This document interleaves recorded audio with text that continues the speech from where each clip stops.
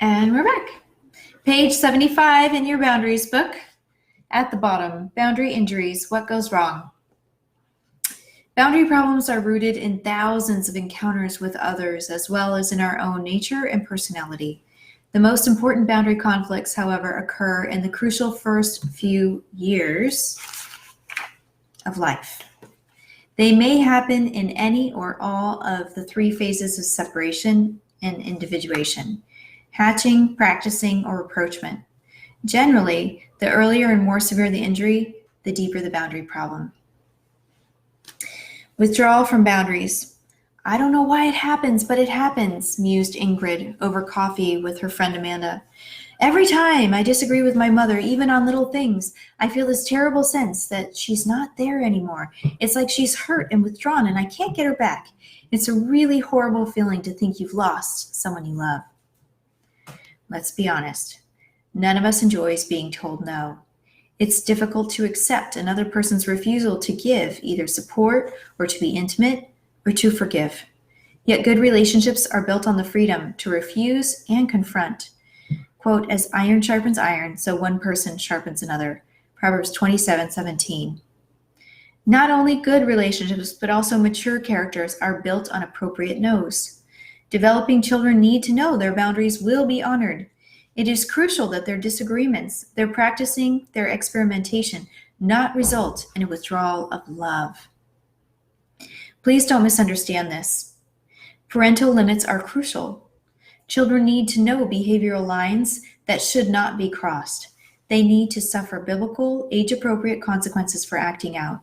In fact, when parents do not set and maintain good boundaries with their children, the children suffer another type of boundary injury, which we'll discuss shortly. What we're talking about here isn't allowing the child free rein. Parents need to stay attached and connected to their children even when they disagree with them. That doesn't mean they shouldn't get angry. It does mean they shouldn't withdraw. How often do we hear the statement that God loves the sinner but hates the sin? It's true. His love is constant and never fails. When parents detach from a misbehaving young child instead of staying connected and dealing with the problem, God's constant love is misrepresented. When parents pull away in hurt or disappointment or passive rage, they are sending this message to their youngster: you're lovable when you behave. You aren't lovable when you don't behave. The child translates that message something like this: when I'm good, I'm loved. When I'm bad, I'm cut off. In the child's place, what would you do? It's not a difficult decision. God created people with a need for attachment and relationship. Parents who pull away from their child are, in essence, practicing spiritual and emotional blackmail. Serious stuff. The child can either pretend not to disagree and keep the relationship, or he can continue to separate and lose his most important relationship in the world. He will most likely keep quiet. Children whose parents withdraw when they start setting limits learn to accentuate and develop their compliant, loving, sensitive parts. At the same time, they learn to fear, distrust, and hate their aggressive, truth-telling, and separate parts.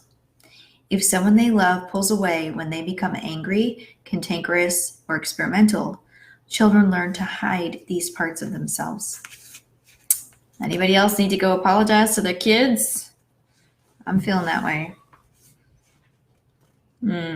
That's been one of the surprise blessings of doing this reading. This is probably my fifth or sixth time through this book. And last time I read it, I was reading it while I was going through the workbook, but the workbook's taking me a very long time. So I just want to encourage you that as you're feeling, like some of this stuff hit home as either truth for you with your parents or things you need to relate to your own kids, like, go ahead and apologize. We're all learning here. All right. Whew. Children whose parents withdraw when they start setting limits learn to accentuate and develop their compliant, loving, sensitive parts. At the same time, they learn to fear, distrust, and hate their aggressive, truth-telling, and separate parts. If someone they love pulls away when they become angry, cantankerous, or experimental, children learn to hide these parts of themselves. I need to underline that one. Ooh. Okay. We're on page 77 in our boundaries books. Okay. Parents who tell their children, "It hurts us when you're angry," make the child responsible for the emotional health of the parent.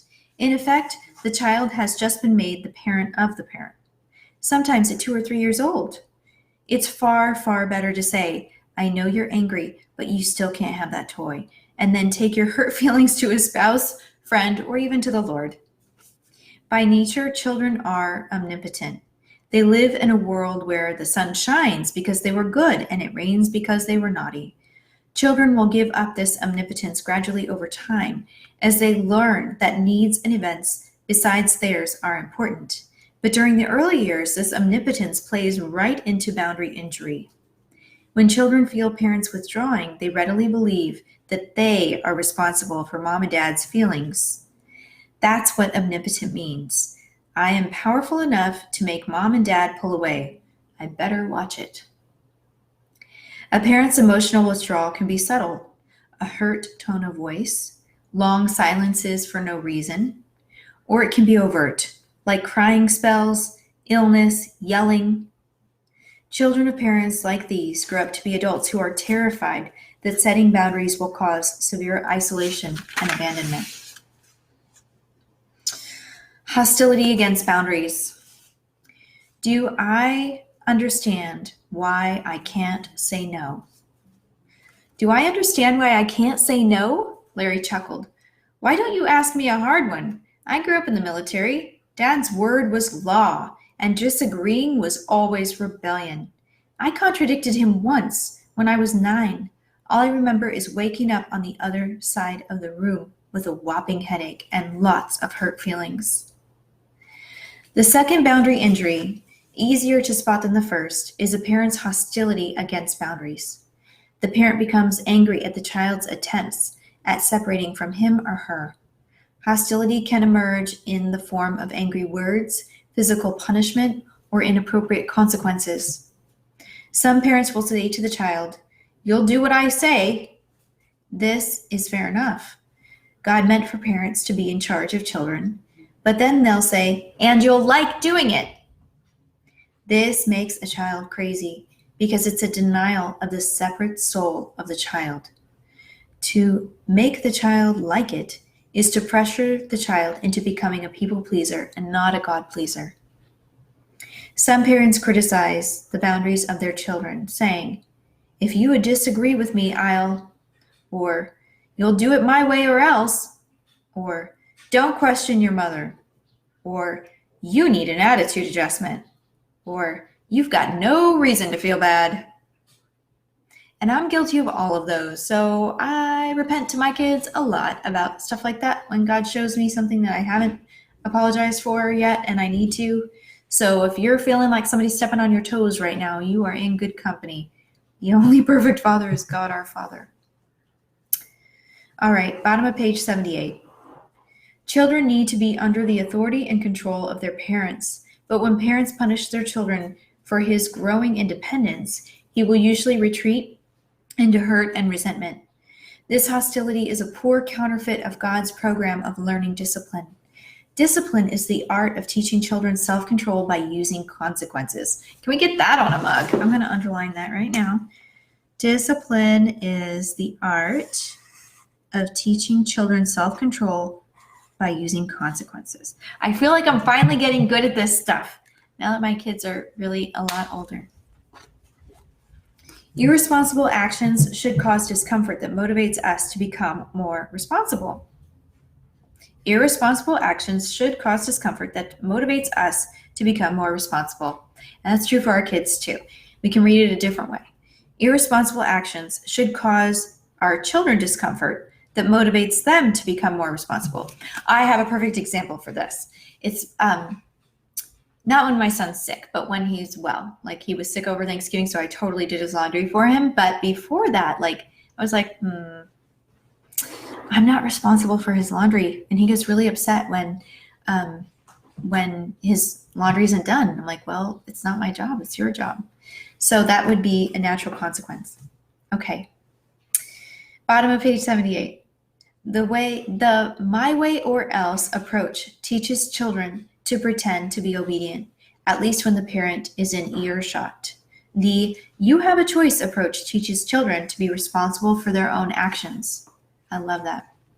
Instead of saying, you'll make your bed or you'll be grounded for a month, the parent says, you have a choice. Make your bed and I'll let you play the Xbox. Don't make your bed and you lose the Xbox privileges for the rest of the day. The child decides how much pain he is willing to endure to be disobedient. God's discipline teaches, not punishes. God disciplines us for our good in order that we may share in his holiness. No discipline seems pleasant at the time, but painful. Later on, however, it produces a harvest of righteousness and peace for those who have been trained by it. So good. That's Hebrews 12, 10 through 11. When parents greet their children's disagreement, disobedience, or practicing with simple hostility, let me start that again. When parents greet their children's disagreement, disobedience, or practicing with simple hostility, the children are denied the benefit of being trained. They don't learn that delaying gratification and being responsible have benefits. They only learn how to avoid someone's wrath. Have you ever wondered why some Christians fear an angry God no matter how much they read about his love? The results of this hostility are difficult to see because these children quickly learn how to hide under a compliant smile. When these children grow up, they suffer depression, anxiety, relationship conflicts, and substance abuse problems. For the first time in their lives, many boundary-injured individuals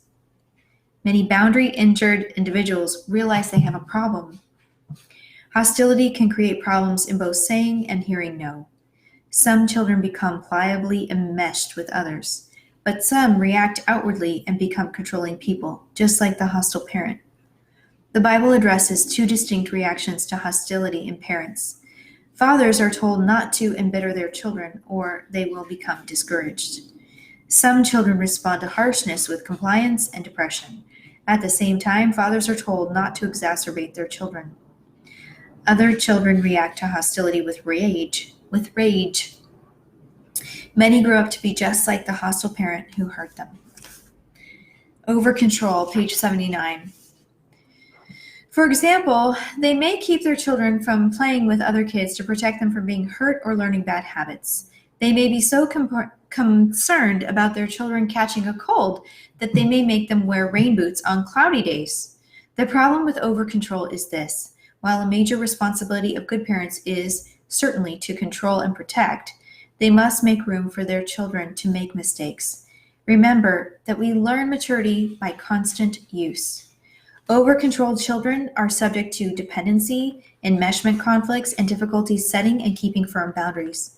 They also have problems taking risks and being creative. Lack of limits. Eileen sighed. Her husband, Bruce, was in his twice-a-week mode of throwing fits whenever she dropped the ball. This time he was yelling about having to reschedule their night out with the Billingses. Eileen had forgotten to call a babysitter for the kids until 4 that afternoon. She couldn't understand why Bruce got so wound up about such little things. Maybe he just needed some time off. That was it, Eileen brightened up. We need a vacation. She forgot that they had one a month ago. Eileen had very loving but very indulgent parents. They couldn't stand to make her do anything or to discipline her with timeouts, consequences, or spankings. Her folks thought that lots of love and lots of forgiveness would help her be the adult she needed to be. So whenever Eileen didn't pick up after herself, her mother would cover for her. When she wrecked the family car 3 times, her dad got her her own car. And when she overdrew her checking account, her parents quietly put more money in it. After all, isn't love patient? They'd reason. Eileen's parents' lack of limits on her hurt her character development. Though she was a loving wife, mother, and worker, others were constantly frustrated at her undisciplined, careless way of living. It cost others a lot to be in relationship with her. Yet she was so lovable that most of her friends didn't want to hurt her feelings by confronting her. So the problem remained unsolved. Lack of parental boundaries is the opposite of hostility. Again, biblical discipline would have provided the necessary structure to help Eileen develop her character. Sometimes a lack of parental limits, coupled with a lack of connection, can produce an aggressively controlling person. We all know the experience of going into a supermarket and observing a 4-year-old in total control of a mother. The mother begs, pleads, and threatens her son to stop having his tantrum. Then, at her wit's end, she gives him the candy bar he's been screaming for. But that's the last one, she says, struggling for some control. But by then, control is an illusion. Now imagine that 4-year-old as a 40-year-old man. The scenario has changed, but the script is the same. When he is crossed, or when someone sets a limit on him, the same tantrum erupts. And by the time he's had 36 more years of having the and by then he's had 36 more years of having the world cater to him. His recovery program will need to be very strong and consistent to help him. Sometimes recovery comes in the form of hospitalization, sometimes in divorce, sometimes in jail, sometimes in disease. But no one can really escape the disciplines of life. They will always win out. We always reap what we sow, and the later in life it is, the sadder a picture it is, for the stakes are higher.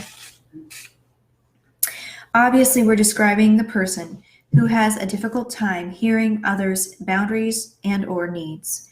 These people have been as injured by a lack of boundaries as others are by too rigid of boundaries. Inconsistent limits. Bottom of page 81.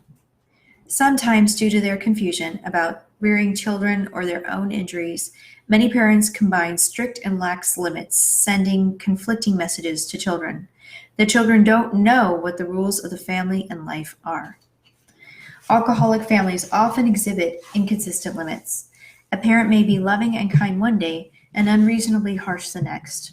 This is particularly true because of the behavior changes drinking. Alcoholism causes massive boundary confusion in the child. Adult children of alcoholics never feel safe in relationships. They're always waiting for the other person to let them down or attack them unexpectedly. They keep their guard up constantly. Setting limits is traumatic for adult children of alcoholics. Saying